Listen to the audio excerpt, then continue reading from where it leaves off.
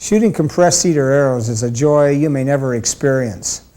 Compressed cedar arrows, also known as Forgewoods or battle shafts, and manufactured by Bill Sweetland, are not made anymore. Perhaps with the growth in traditional archery and the renewed interest in the compressed cedar arrow, these will once again be made. I'm Dave Doran, and with Bill Sweetland's help, I've released this video to give you some information on the compressed cedar arrow shaft and on Bill Sweetland himself, the inventor of the compressed cedar arrow. This presentation was taped at the Traditional Archers of Oregon's annual banquet. We've added some pictures to help with the information that you're going to get from the video. Will you be able to make compressed cedar arrows after viewing this video? Not hardly, but you will understand a little bit more about the process and know Bill Sweetland, the inventor of the compressed cedar arrow, who has probably broken and burned more compressed cedar arrows than you and I will ever see.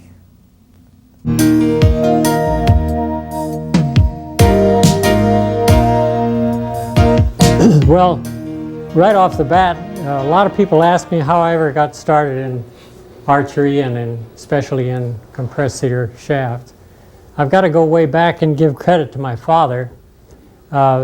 Way back in, I think, 1926, he brought a book back from New York titled Hunting with a Bow and Arrow by Saxton Pope. And that sounded great to me, and I bought a lemonwood stave from the Boy Scouts and made my first bow when I was 10. To jump way ahead, my father was an inventor, and a darn good one. And all you people probably have heard of Purolator. Dad invented the Purolator oil filter and named it, and that was the very first oil filter ever installed on automobiles. And then finally, I think it was Packard that started putting them on their cars when they were new. It was an extra when you bought a car way back. Anyway, Dad had a gorgeous shop. I guess the term gorgeous isn't very good, but it was probably close to 2,000 square feet of shop in our basement in a very large home. And he had equipment that would just make most of you fellows that work with your hands just drool to see what he had there. And among other things, he had a 40-ton hydraulic press, a hand-operated press, and Dad was experimenting with compressing blocks of wood for a totally different reason. He had no thought of archery at all. Well, at that time I was going to the University of California in Berkeley and studying forestry with special emphasis on wood technology. I loved wood. And I went to the men's athletic department and talked them into giving an archery class for men. They only had it for girls there at UC. And I managed to talk them into it, and they managed to come up with some money and had me purchase the equipment. And so I taught men's archery there for about 3 semesters. Of course, we were breaking arrows. There were enough small stones in the lawn, or right under the lawn, that when you missed the target, you'd sometimes break the tip off an arrow. Well, I saw what Dad was doing with the compressed blocks of wood, and I told him what a great idea it would be if we compressed the tip of an arrow shaft to avoid breakage. Now, is there anyone here that doesn't know about the old footed arrows?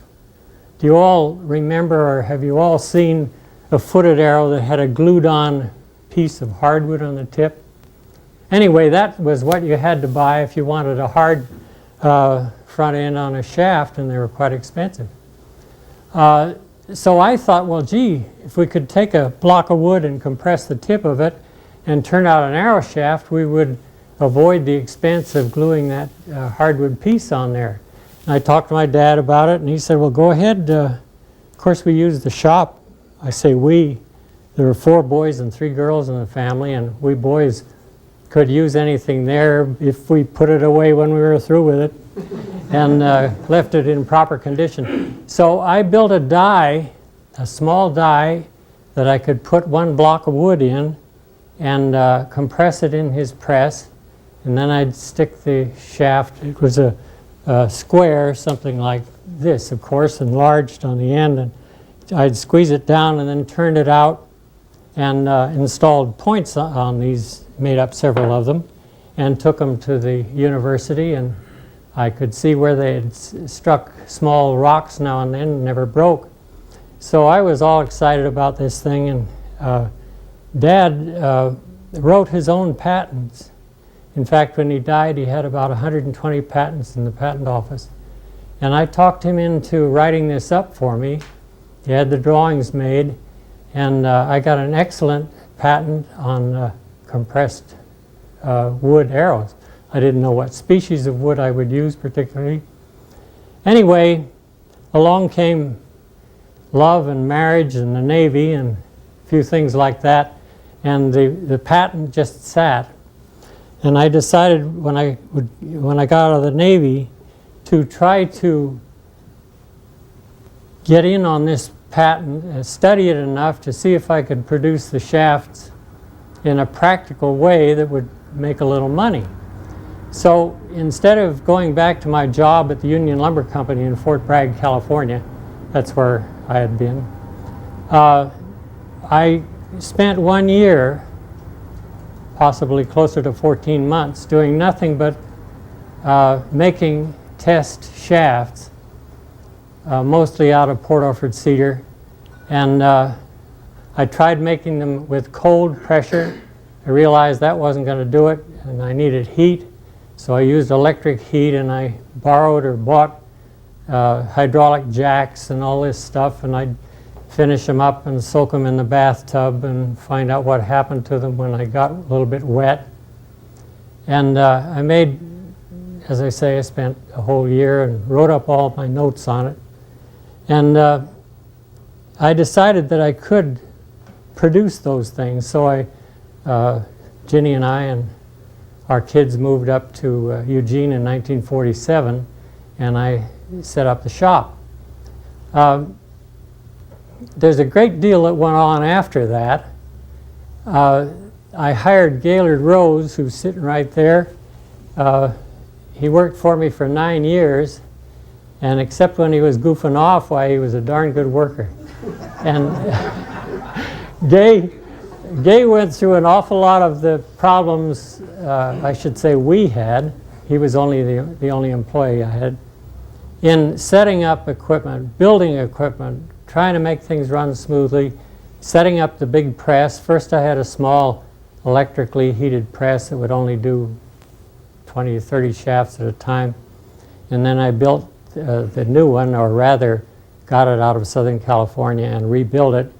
And that monster, the press alone without its hydraulic unit weighed 5,000 pounds, stood about 6 feet tall, and the pumping unit was another 3,000 pounds.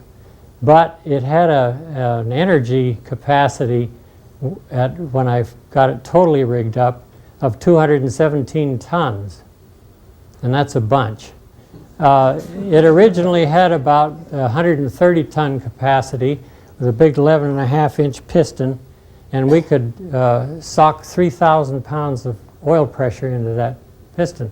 But I wasn't satisfied. We were getting a little drooping on the ends of the press platens, so I added 4 more cylinders, 1 to each corner of the platens, and I beefed it up to 217 tons maximum. We didn't use that all the time, but we could do it if we had to really lean on things. Now, to get into the process, we bought Port Orford cedar just the same as any other shaft maker would. And I just show you this, which is so simple that it hardly bears any time. We bought split bolts. We never bought logs. We always bought the split material out of the woods, and we asked for 34 inches. Of course, as Gay remembers, we'd get anything from 29 to 40 once in a while, and they'd send them with a bark on once in a while, and we couldn't make arrows out of bark. But anyway, the split bolt, we took each bolt then, and we always wanted to compress the wood at right angles to the annular rings. So we had a big 8-inch jointer, and we would generally joint an edge off flat like that so we could set it on the big saw and saw out the parts. The pieces that we sawed out were made up like this top picture. And here's one of them here, except that I banged this one out of a 2x4 fir just to show you what it was. If you have a Forgewood arrow, it looked that shape at right angles to the, or parallel to the grain, before we compressed it. And we compressed it down to where it looked like this. This is a compressed board. Now, the tip end of the arrow would be here, of course, because we put more wood in it, and the knock end would be here, and this was the final size. Now, this is kind of an average, but we learned that we could vary the thickness of this piece, of the original piece, even a 64th of an inch or a 32nd of an inch, and alter these compressions. See, this is 2.57 times the density of the original Port Orford cedar. In other words, it's just as if you took 2.5 shafts and put them all in one place. This down on the knock end, we wanted to keep down the weight, so it was only a little less than 1.5 times the original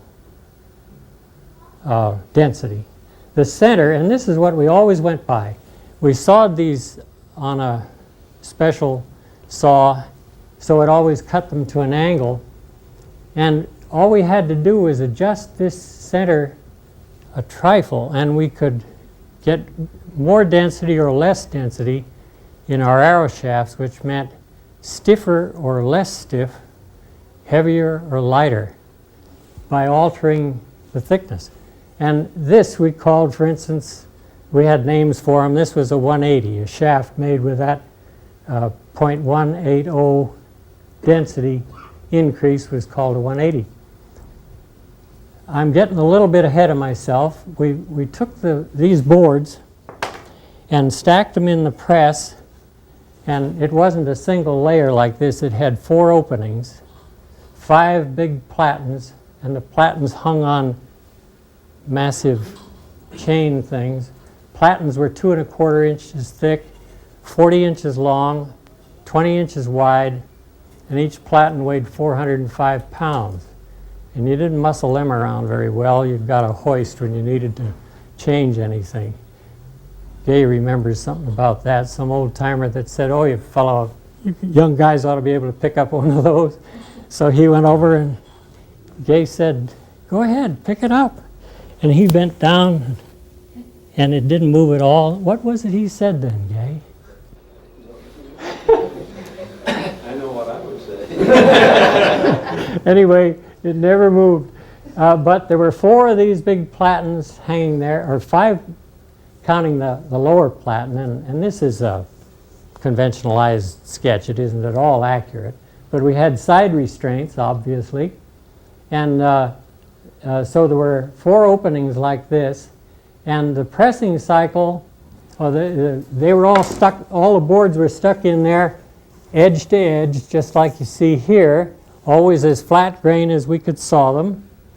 And heel to toe, that is, on the bottom platen we'd have the thick part here, we'd have the thick part here on the next one, and so on. So they balanced the load in the press as it closed. Now there's one thing I want to impress on you. We didn't squeeze that wood as hard as we could. We didn't carry it to the density that we could have carried it to, where you'd never want to shoot one of those shafts. If we went down to total density, we would have reduced the wood to a point where it was just about pure cellulose. And by the way, all wood is right around 95% cellulose. I don't care whether it's oak or ash or Port Orford or mahogany or anything. It's about 95% cellulose. So if you really lean on it and carry it down to the full extreme, as I have done on some of these samples, it would be just about as pleasant to shoot as a rod of solid plastic. You lose some of the spine in a sense. Well, we're getting back into what's called the spine weight ratio. And that's a very important thing in any arrow construction. You want the best ratio of stiffness for weight. And that was written up way back in the 20s by Klopstig, was it? In his book, and I started out with that, and then I would keep checking my shafts for spine weight ratio. And when we went to a density of about 1.8, it was getting close to the maximum. Sometimes we would go to a 2.0, that is 2 shafts in one right at the center point here. And that was for pretty heavy bows, and you had to have pretty good bow action behind it to move it as fast as you wanted it. By the way, this, talking about total compression, this is a red cedar 2x4, and we leaned on it. This is two 2x4s, and I glued them together, and we used it as a saw guide. As saw guides, we had a big 4-inch bandsaw, 44-inch wheels, great big resaw. I ran with a 25-horse motor, and then we had a carriage built for that, so we'd push it through by hand, but it was all set, so all you did was step on a pedal, and the carriage would tilt this way and that way and this way and that way as you sawed up your bolt, so that the thick end was this way and then back that way, and that way we kept the grain pretty straight. Obviously, if we sawed all the big ends one way, pretty soon the grain would be quite crooked. And on that saw, the choice was to go and buy lignum vitae as saw guides, and I took some of this stuff down to American Steel when they had a little bin with lignum vitae, and I could take this and hit the corner of a lignum vitae, and I'd nick the lignum vitae with it. So it was pretty hard stuff. We turned out, of course, thousands of shafts, and these, I have a dozen here I'm going to give away to one each of extremely stiff. These are 5/16, and they'd probably shoot out of a 90-pound bow somewhere up in there. They're heavy, but they're an extreme example of what we could make. This is another example that's kind of interesting. I stuck a board just part way in the press and then cured this and left this alone. So that gives you an idea of what we were, the ratio we were compressing it at. And this says compressed to about 50%. That's what this would. This would have been a 200 or a 2.0 if we use this. The compressed wood thing is kind of interesting. Of course, we all know about the annual rings, but also every tree has radial structure in there too. That is, it transfers moisture and stuff back and forth in this direction, and they're called rays. And the rays are most prominent on oak. You've seen oak with splashes on there. That's the ray structure. Well, when we compressed this direction like that, the rays had to give. So they wound up being like that. And it shows up very clearly in this picture. This is total compression here. See that zigzag line there? That's the radial structure of the wood.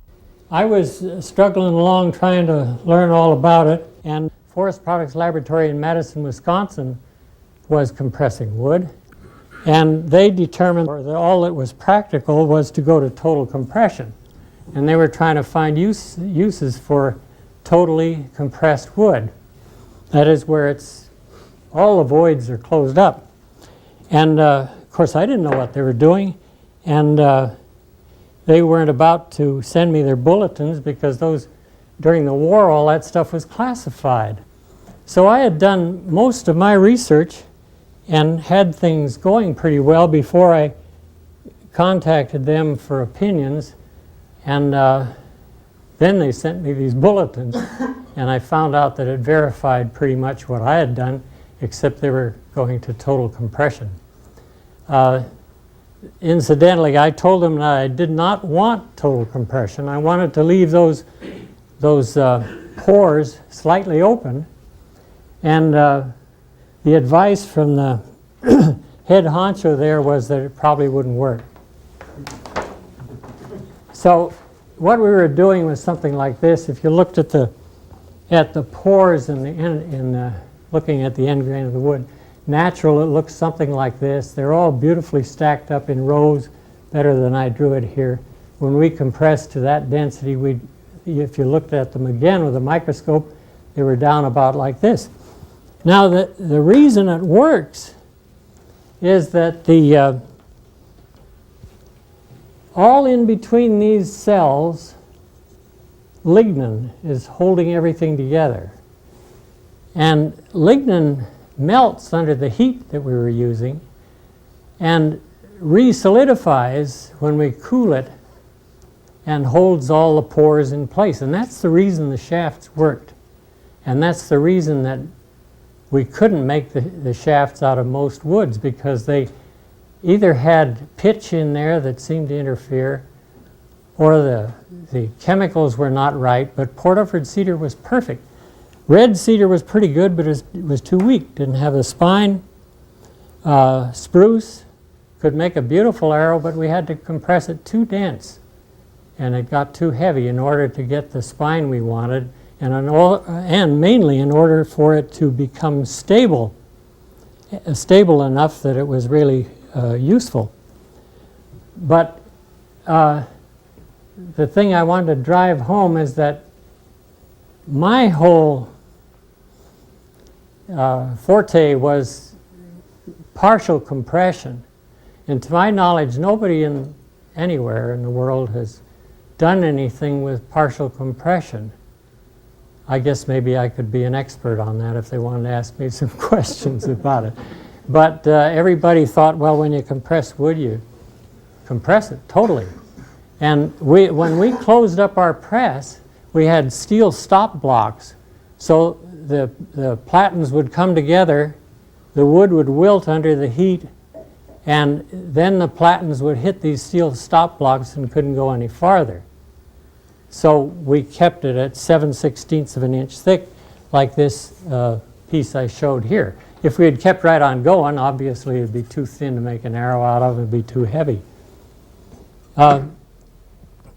The press was all drilled, or the platens were drilled out by a very clever system. And the people that made the platens for me up in Hoquiam, Washington, make platens for plywood presses, and they bore those things end to end, and then they cross bore them, and they close them up properly in a way that if you inject steam in one corner, it goes up and serpentines back and forth and out the far end and returns to the steam plant.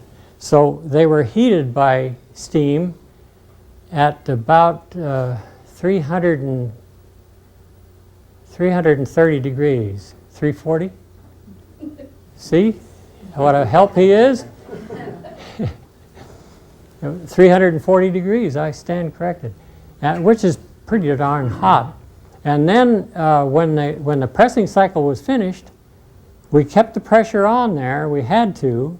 If we opened the press up while it was hot, they would explode sort of like puffed rice. I mean, well, not quite that bad, but you'd have big splits in the wood and ruin it. So we had to keep the press closed and run cold water right back through where the steam was. was kind of noisy, you know. You've heard of steam radiators sometime. Well, you should have heard that. But we, all told, with the heating and the cooling, it took just about an hour. So we could get about 8 batches, sometimes 9 batches out of the press in a day, which is only about 1,000 useful arrows or useful shafts out of it. I did quite a few other little experiments. This one would interest a few of you guys. I compressed the end of a yew-wood stave and then whittled a knock out of it, and I kind of like that. That would be one tough knock. You wouldn't break that very easily. I never went any further with it. Then I experimented too with lamination. We were trying to find some way to make money. And this is Port Orford cedar, pressed to total compression, laminated on the top of a piece of red cedar. And I thought of flooring or something. Well, it's nice in a way, but it never got off the ground either. And so we kept trying all sorts of different things. We pressed red cedar, alder, locust, spruce, birch, hickory, yeah. I backed a bow with hickory. Yeah. We tried all those different things and to see what we can do. And this bow right here, Chet Stevenson made for me, and it is the next piece to the back is the lamination is made of compressed, again total compression now, of lemon wood, tegami, and that's a very hard wood if any of you know it. It's really a dense wood, but I pressed it down in little thin strips and he made up that bow for me. So we did play around with all sorts of different things. This was kind of an interesting thing. I made up little tops. We took a sheet of plywood and silk screened what it says, compressed cedar as tops, no hole drilled. This piece of arrow shaft hammered through this 3/4 inch plywood.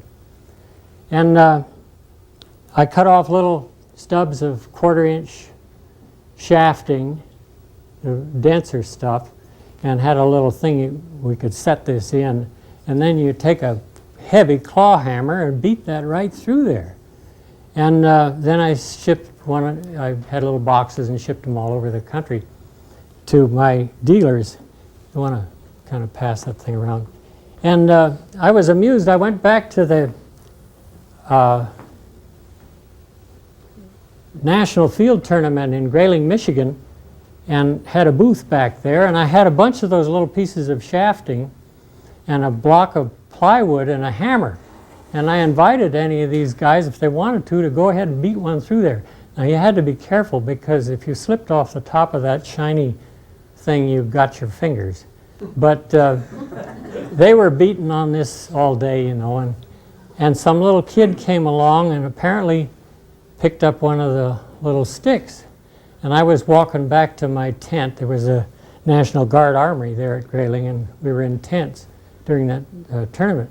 And I saw this kid banging around on a telephone pole. I walked over to him, and he had a rock and one of these little pieces of stick. And he turned around to me and he says, "You know, that's really true. That really works." And it made me feel like he thought I was a liar all day. But he beat that thing right in flush with the telephone. So what else have we got here? I think that that pretty much covers it, but I did want to pass some of these samples around. Here you can pass that and this. I wrote on them. I think they're fairly well explained. And this is alder. You can see what a terrific hard finish it is. Bill, I got a question for you. Sure. Say that you had lots of shafts and stock, but say you needed 70-75. How did you know what density to put in there to get your 70-75? Well, we really were guessing on that. We would look at the cedar and handle it, play with it a little bit, and if it seemed light and it seemed rather porous, we decide, okay, we better take this clear to 200% or 2.0. And it was guesswork. Then we'd run a batch or two. Well, by that time it was too late because, you know, the stuff was all sawed out. But we were guessing at it all the time, and we missed it a lot. We had some shafts that, quite a few shafts that were so weak, we didn't have much call for 25, 30, 35-pound shafts. And so some of those warmed the shop for a while. And then we had some that were so dense and heavy that people probably wouldn't want to buy them. We went as high as furnishing shafts for a guy by the name of Negley, who had a $10,000 bet that he could kill an elephant in Africa. Yeah, a Texas man. And we furnished the shafts that he used. That was a 102-pound bow, and that was no problem. We had to go clear up to 11/32 to get him shafts, but generally 5/16 would handle about any bow that came along, and we made so few 11/32 that hardly worth mentioning. We went down to 1/4 inch, and with 1/4 inch, if everything was just right, sometimes we got some gorgeous shafts out of it that would shoot out of about a 50-pound bow. And if you can imagine a good hunting bow with a 1/4 inch shaft and a broadhead, those things shot like, boy, they shot like bullets. So they were quite successful. Are there any other questions? I don't want to bore you. Yeah, How did you turn these? You didn't use a Oh. dowel, did you? No. Well, we started out that way. There were 17 steps we had to go through to make these things, by the way, and a fair amount of downfall. I'm glad you asked that because I had a sample here. We ran them through the ordinary high-speed dowler, which is a spinning cutter, and the square goes in one end and comes out round, and this is one of them. We called these pre-dowels because they were the first stage we went through. Then these shafts were all doweled again on between centers on a special lathe type machine and that's the way we did all of them. It was a two-stage operation, but they were pinned between centers, and a high-speed cutter walked down this thing turning about 15,000 revolutions a minute, and it walked down the shaft and just sent off a little plume of dust up to the cyclone up above.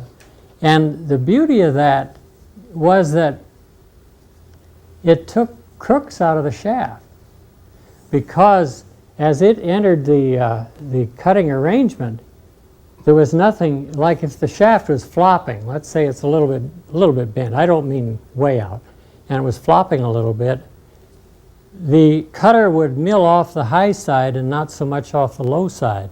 And sometimes you'd find a shaft, even with a very slight S shape to it, would just come out beautifully. Then we sanded them after that. We ran them through a centerless sander to get a nice finish. Those real old shafts, and you may see them around sometimes, have a pebbly finish if you look closely. And you can feel it. And you can see the tiny little cutter marks from that high-speed cutter. But then we sanded those off for the last 15 years or so. Those shafts still, I didn't sand those. No! They still have the cutter marks on them. Yeah, that's right. Yeah, they do. Now, when I was burning up a lot of this stuff, he was saving them.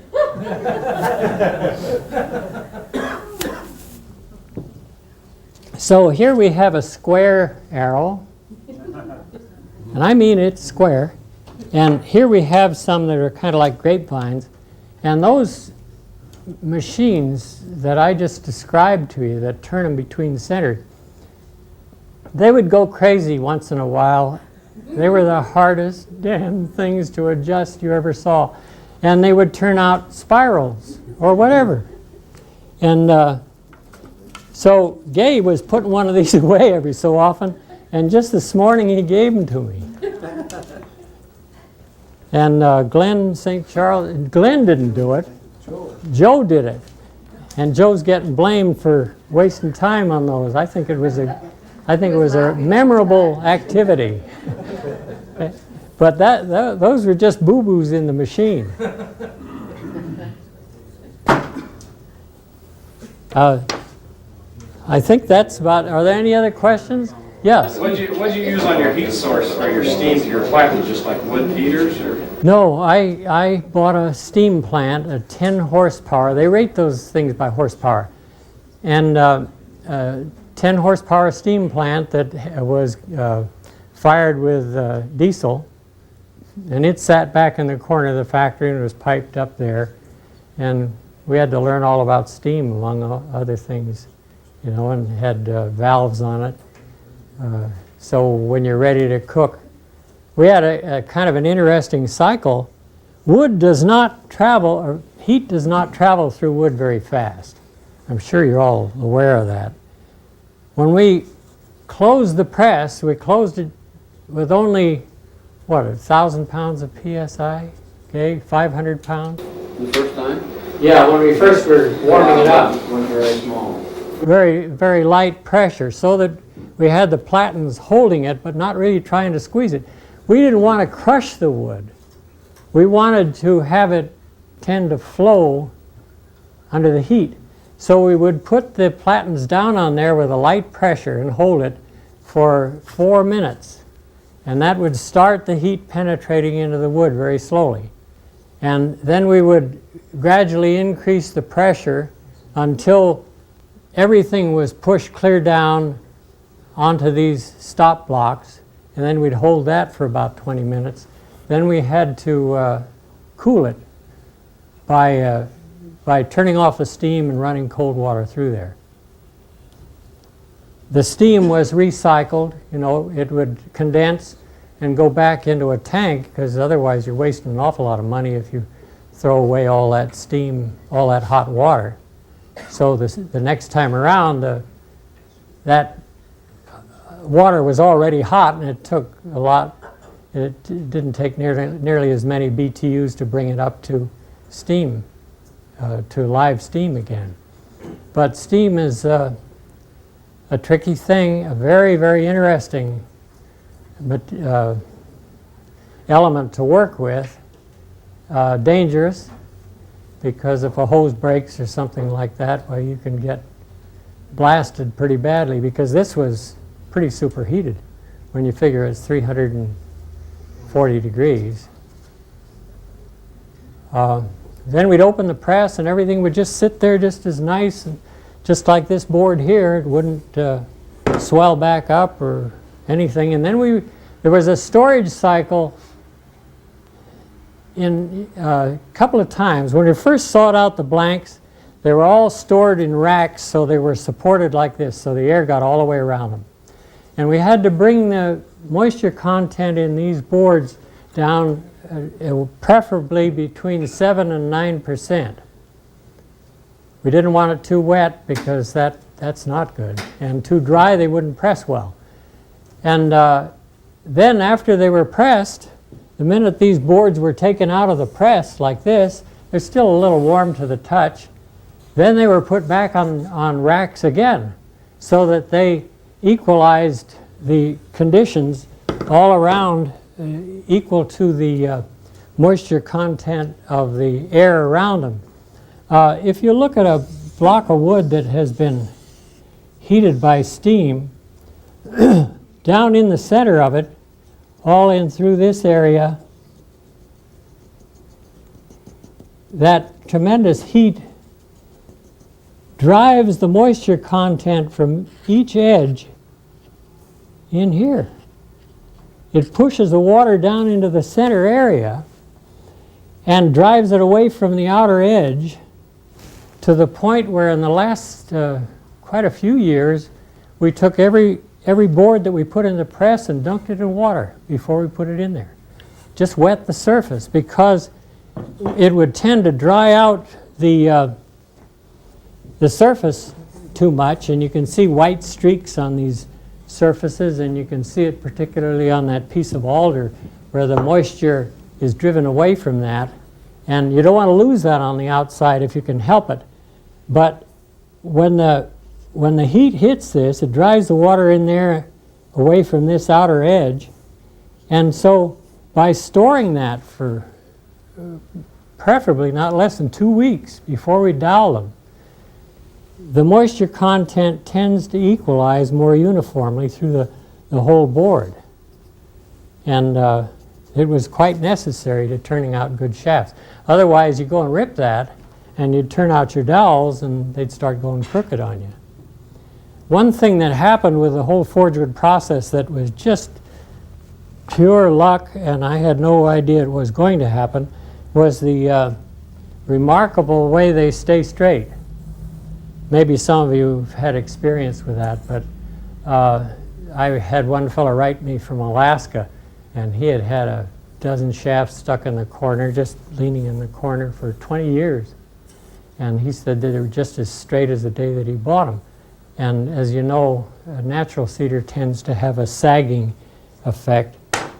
So we had several operations to go through that would not be expected by people if they just started out from scratch.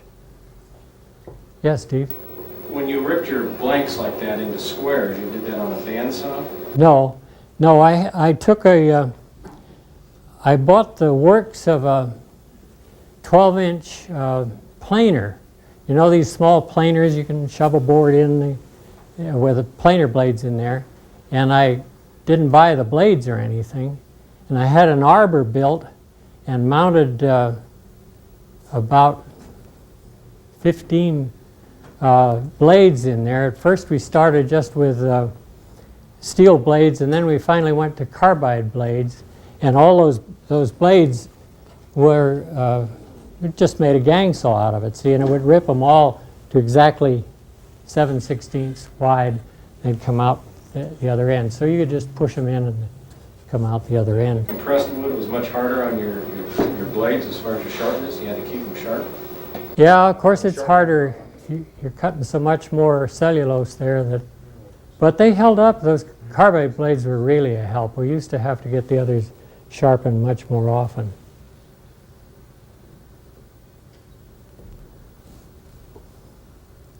I think that as long as I'm standing here and probably won't be doing this again, people have asked me about this over and over again. I keep saying, where were you guys when I needed you? Because it was tough. It was tough making a decent profit. One question I get asked is, why did you quit making them? And one answer I have is 25 years was enough.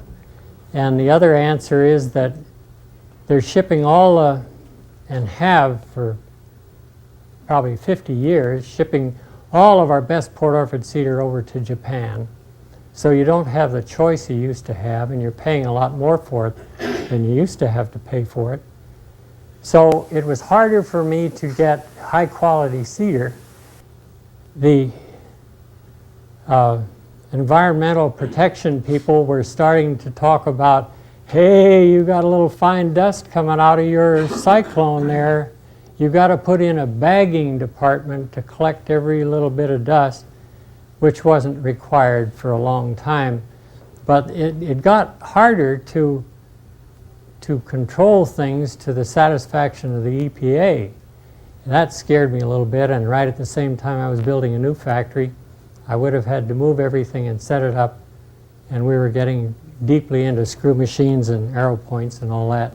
So I finally decided to quit.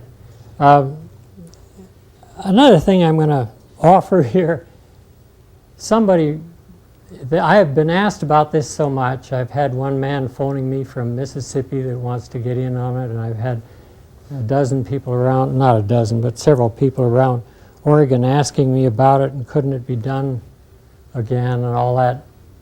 And I would say there probably will be methods of compressing the exterior of shafts, and that's being done now, running a shaft through a polishing arrangement that brings the diameter down and hardens the surface.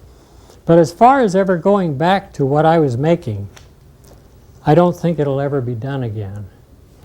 The difficulties I just mentioned to you, and the other difficulty, and I hope this isn't misinterpreted, but I don't think we have but a very few people in the whole country that know as much as I do about compressed cedar.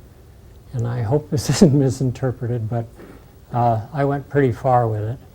And I doubt that someone taking it up, there are some wood technologists that could do it, but it doesn't only take the brains, it takes a hell of a lot of persistence. And I don't know if I doubt that they'll ever be on the market again. Well, thanks very much, folks. You've been real attentive. Appreciate it.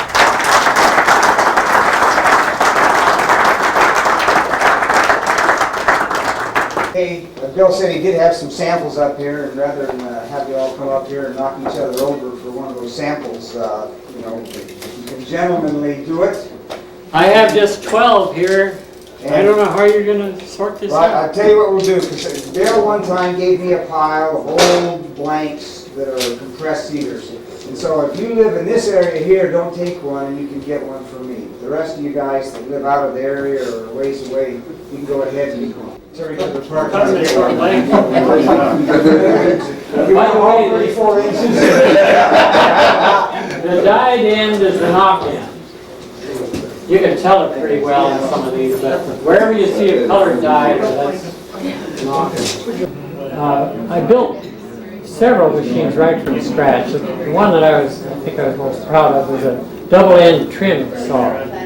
We had to double-end trim twice. We get this stuff at about 34 inches, and we wanted it all in uniform 32. So I built a saw with a long arbor that spun 2 circular blades, and then I put a chain drive on it with flights that would pick up the boards, and you just stand there and put the boards on it, and both ends would be sawed at the same time and fell into a bin.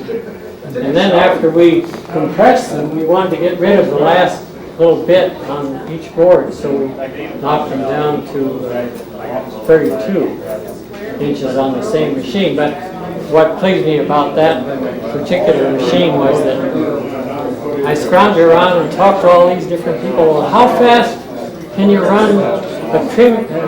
run boards through a trim saw? Oh, these were experienced sawmill men. Oh, I don't know. I'd start out at 30 feet per minute. Another guy would say, oh, about 100 feet per minute. And so finally I just experimented, you know. I had 2 motors on. One would turn the blades and one would feed the chain. I finally found out that's what I had to have. But I put it together and never had to touch it again. It worked right from the start. Nothing broke or flew apart or anything. So that was